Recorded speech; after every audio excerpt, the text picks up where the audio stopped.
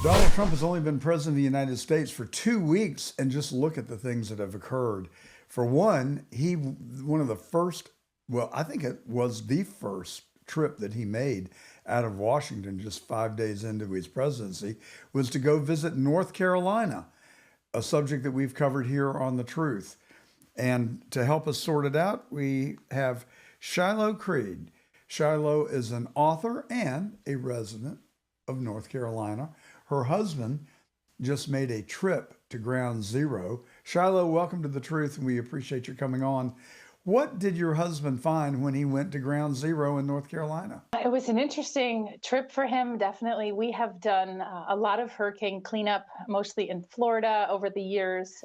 So we have some, hands-on experience. Feeling what the people are feeling when you're there actually working to help clean things up, it changes your perception of what it means to have come through a hurricane. So when he went out there, I believe it was a week and a half ago, he was shocked to see just that so little progress has been made, and that people are still really suffering. They're living in tents in really cold weather, and the terrain is really tough out there because my husband has driven these big trucks for years, and he honestly said, I would not want to have that responsibility of driving my big heavy truck up and down those muddy steep grades.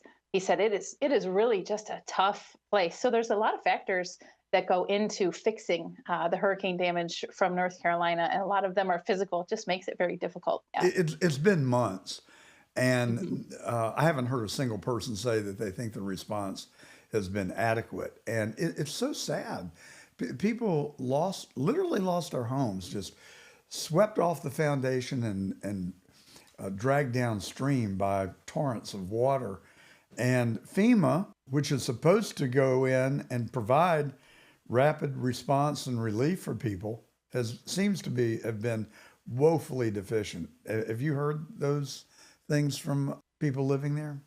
We're about 3 or 4 hours from the hardest hit areas, and my husband actually went to go and help, and he was actually turned away. And we've had a lot of other people who had machinery, equipment. I'll bring my skid steer, I'll bring my chainsaws. I just want to go and help these people actually get turned back by law enforcement, by barricades. It's just an extremely odd. Why would they do that? I mean, that people are suffering and people are coming with aid and they're being turned away. What sense can you make of that? It's really difficult to untangle, and at that point, it definitely was all under the Biden administration. To me, a lot of things going on in the country then didn't make sense, and this was certainly one of them. It's very difficult to see, a government send billions overseas in aid, and then when our countrymen, are in real need, to send so little, and to do so little, and then to keep people out.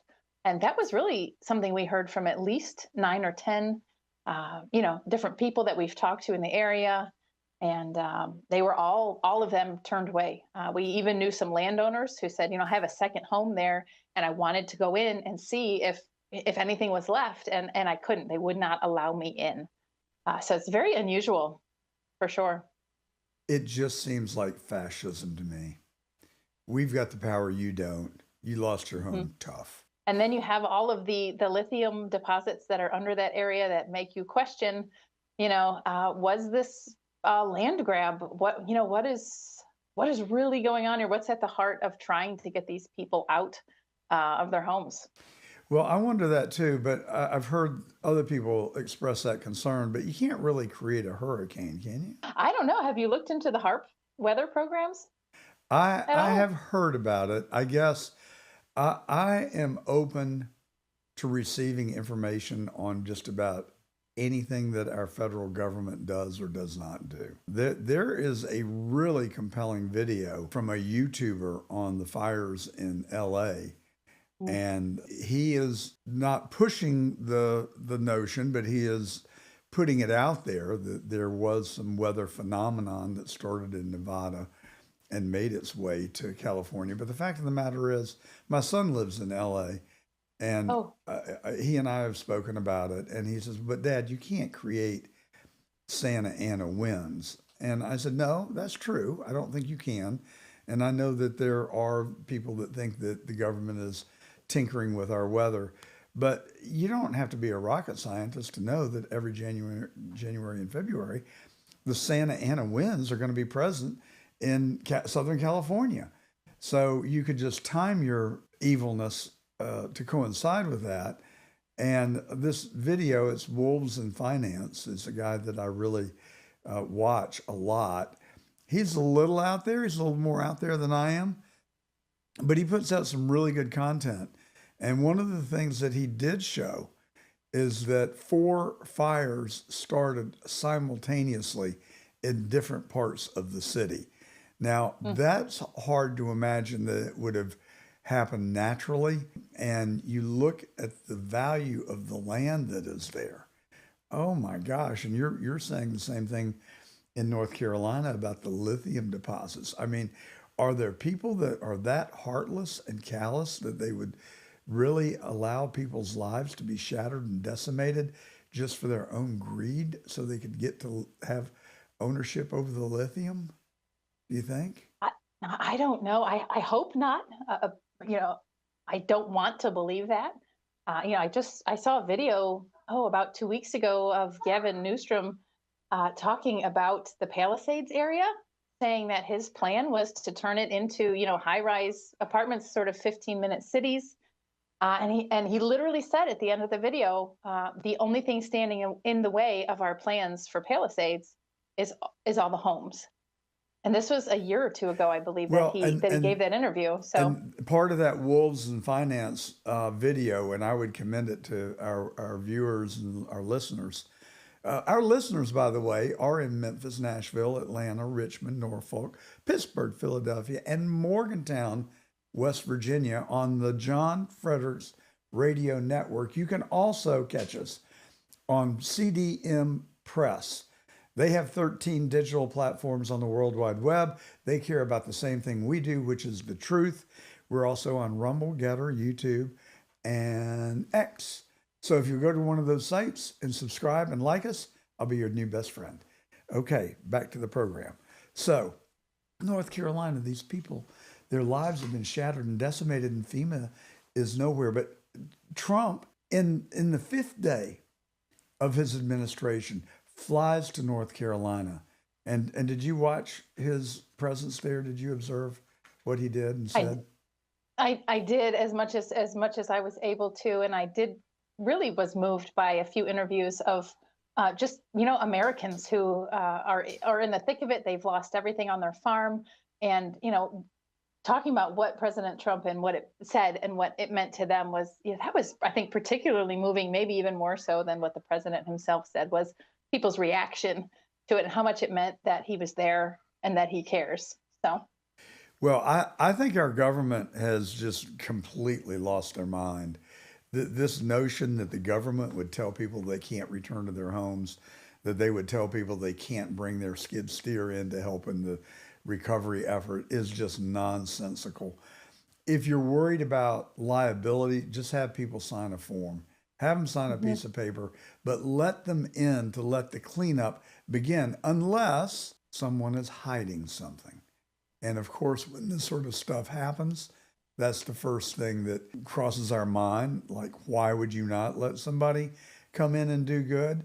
And I'm sure the bureaucrats are going to say, oh, well, they may injure our workers there. Well, so did the hurricane. Yeah, some things you just have to take a risk on, and those people own that property. The government doesn't own the property, and the people actually own the roads that are being rebuilt. The government doesn't own the roads. They're really just stewards over those roads. So I want to roll back the mentality of the bureaucrats in this country that think that they have unbridled power. The only reason they do is because people like you and I and good citizens have wanted to put our trust and faith in them and have not wanted to meddle or criticize them for fear that maybe we will demoralize somebody who's actually trying to do a good job. But that has given them a free rein to engage in the kind of recklessness that they have and continue to do. And I, for one, am sick of it. There used to be a notion in our culture called self-discipline. It seems to have gone out the window. It does. It's actually a very scary place to be in our nation, especially with the younger generations growing up and really just having everything handed to them in a sense. And it doesn't make for strong people. Strong governments make weak people. And I think we're at that teetering point where Americans need to stand up. They need to start using some critical thinking. You know, when they hear the news, when they listen to reports, they need to say, okay, I'm going to think about this. I'm not just going to swallow it. I'm going to make some decisions and I'm going to do some research. And then, I'll decide where the truth actually lies. And that's a big part of the strength of our nation is American men and women thinking for themselves, standing up for themselves, and standing up for especially what's right. Shilo Creed, she's an author. She's from Western North Carolina. She joins us today on The Truth. And she has authored a book, which is actually the first of a trilogy, if I understand it correctly, entitled Plunged. Tell us about the book, Shilo. Well, whenever someone picks the book up, I always tell them, brace yourself. It is an action-packed science fiction spiritual thriller. It has a lot of military themes, and the main character is forced into an experiment, which thrusts him into the spiritual side of our world, where he discovers that he isn't as strong as he thought he was, and he has a lot to learn in order to survive. So I had the privilege just last night of going to hear Eric Mataska speak. Are you familiar with him? I am, yeah. That's one smart cookie. And he's written, I think, 12 New York Times best-selling books. And he has embarked on a study of the Bible and Christianity. And, there's always been this yin and yang between science and Christianity. And his thesis is that's not necessary because the further you look into science, the more you become convicted that the science proves what's laid out in the Bible. And it's for one little factoid that I recall that he explained that, the earth is the only inhabited planet in our solar system. We believe it's the only intelligent life in the universe, our galaxy. And the earth, had it been 3% smaller or 3% larger on either end, we would not have been able to have had an atmosphere. And that water is one of the most unique natural resources found on Earth. And that Pluto, the largest planet in our universe, actually provides absolute balance in our solar system. And without Pluto, we would be subjected to a barrage of meteorites and asteroids plunging into the Earth. I sat there for an hour. I was spellbound listening to him. And his point is that it's all proven in science. And so the more you delve into the science, the more convicted you're going to become about that this was not, there may have been a Big Bang, but it was created and orchestrated by God. Well, I can guarantee you that Jesus knew about quantum physics. Some of the statements that he made, Jesus Christ said, if you speak to the mountain and believe it in your heart, it will move. And when you start looking into quantum entanglement and other principles of quantum physics, you realize he is 100% correct. Yeah, and like you said with water, it's two explosive, highly explosive gases combined together to make something that puts a fire out.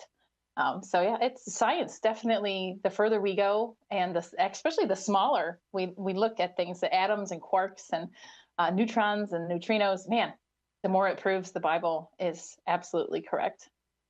So where did you acquire your thirst for knowledge about the Bible and Christianity? Oh, I grew up in a wonderful Christian home, and when I was 32, I had a massive heart issue for which, thank God, I received divine healing. So my commitment to the Lord has been lifelong, and was definitely solidified when I trusted Him completely for my actual life. Well, so where did you grow up? Oh, upstate New York in the snow belt in the frigid north. So now you move to the frigid South. It's Oh, it cold in has North been. Carolina, isn't it? Today is beautiful, 65. So we're Oh, blessed to wow. be out of the cold spell. Yeah, well, we had a little bit of cold spell in West Palm Beach, Florida. I think it got down all the Oh. way into the low 60s, maybe even 58, for God forbid. I had to put on a sweater, but we're back to Florida weather today as well. So one thing that Eric Metaskis said, and he's committed to come back on our show. We had him a couple of Awesome. years ago, and I look forward to speaking with him soon. But I did not know this. I mean, you sound like you know a fair amount about science. That's not my wheelhouse. But I was told last night that there are actually a trillion galaxies. Is that possible? Of course, it's possible. Absolutely. I think in the Old Testament, one of the prophets said that the Lord spreads out the universe like a scroll, and that's even that statement has been proven that our galaxy, our whole universe is expanding. So it's amazing to see Scripture fulfilled by science. So Eric Metaska says that the placement of life on the earth was God's creation, which I believe, and Hmm. it was intentional. That if there was a big bang, it was because God planned it that way, and that none of this would have happened by accident. That if you look at the way that the earth is constructed and the things that we depend on for life and the balance in the solar system, that it's all very precise and has to have been planned. So he is somewhat adamant that he thinks that believing that there is life in other parts of the universe is a fallacy. Do you have an opinion, or is there guidance in the Bible that will resolve this age old question? I personally haven't found anything in the Bible that relates specifically to that. I do believe that it's possible for governments and people who are in positions of power to use people's natural inclination to want to believe in extraterrestrial life, to have power over populations. We look back at COVID and say, look at the power grabs. Look at what happened to our population during that time. And if they could convince the world that there was an alien invasion, uh, people would be very willing to hand over their freedoms in order for some form of protection. So I do think that there are a lot of political angles there. Biblically, like I said, I don't see anything that says there is or isn't. I think the important thing to remember as Christians is that our job is right here.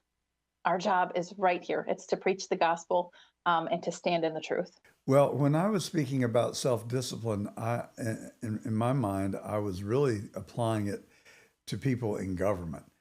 They are constrained by the Constitution and the laws of our country, and they do not have the power to say, you cannot re enter your home. That power is nowhere in the law. Now, I think the governor of a state or the president of the United States may impose emergency powers to prevent that under certain circumstances, but certainly 3 months after an event, 4 months after an event, and this lunatic mayor in LA telling people that they can't go back to their homes, that they're not going to be allowed to clean up their own disaster is just shameful. And she needs to go. Gavin Newsom needs to go. And whoever's pulling the strings in North Carolina and preventing people to get into their homes need to go. And these people need to self discipline themselves, not to expand their power beyond what the law provides. And, growing up, I always took a lot of comfort in that the law enforcement and people in power had rails that they couldn't cross, that there were guardrails from people abusing power. But somewhere along the way, it seems like the guardrails have come down, and now we've got these people that just think that they are smarter than everybody else and that they are somehow justified in telling everybody else what to do. And then we find people like Anthony Fauci, who we now know just lied. He just simply lied. There was no science, none, that said 6 feet was necessary for social distancing or that it would do anything. There is no science that says that masks would stop the spread of COVID. Yet he pretty much single-handedly decreed it, and everybody went along with it, including President Trump and people that were in positions of leadership. But we had never dealt with this in the modern era before. So what do? You rely on somebody who tells you that they're following the science. Well, what they told us was an out and out lie. How do we know that? Because we found the memos and we've realized that they were going outside the normal government email servers so they could operate in the shadows and without light being shined on what they did. Ergo, there was no self-discipline to regulate their own power. How do we get the genie back in the bottle? Honestly, I believe it's faith. In order to have a strong country, you need to have people who are not afraid. And the only way to live without fear in this day and age is to have a strong, solid foundation in the Word of God. So I really believe that the more that we see revival, the more that people come to a true relationship with Jesus Christ, the better our nation will become, simply because they are not pawns. When people are living in fear, they are completely controllable. And there are many government studies and many experiments that the government has done looking at how to control populations through fear. So how do you get away from it? How do you change yourself from a person who's wrapped up in anxiety and worry into someone who's confident? That comes from the Word of God. That comes from steady, daily growing and knowing who God is and having a relationship with Him. Well, this country was founded on principles of faith and religion. We've always made room for all religions, but the day the Supreme Court declared prayer in schools unconstitutional, I think was the day that our nation entered a moral decline. And I think that I'm all in favor of respecting the sensitivities of other people and not making young children feel uncomfortable because they pray to a different God. I get it, and I don't want to force it on people, but there has to be some way of restoring foundational values in children so that they can grow up with some sort of a moral compass to guide them in their decision making and the choices that they make. And I remember when I was in school a long, long time ago, we would say the Pledge of Allegiance, and we would read a chapter or a passage from the Bible every morning before we started school. And that's when the home family unit was intact. And my concern is that the family unit has disintegrated, and many children lack appropriate role models or really just plain don't have any parents. A lot of times the grandmother will come in to parent the child, but the grandmother is 24 years old or 28 years old. So that's not working out so good. I agree with what you're saying, Shilo. I just hope that that the leaders of our country can see it for what it is and realize that we've got to reclaim morality in our country, that truth should be the common denominator that we can all agree on in all decisions that are made. So where can our listeners find you and learn more about you? They can go to my website, shilocreed.com. I do have a Got Questions page with other interviews and media appearances that I've made. They can also contact me there if they have questions about the book, or if they've read the book and have questions about the story. They can connect directly with me there. Of course, Plunged is for sale on Amazon and everywhere books are sold. It's got audio, ebook, and print versions. And the next two books in the series are on pre-order right now. So we know that you're a good author. We know you're a delightful and pleasant person. And we've also just learned that you're one good salesperson as well. No shame in that, Shilo. Thank you for coming on The Truth today. Thank you so much for having me. I'm honored.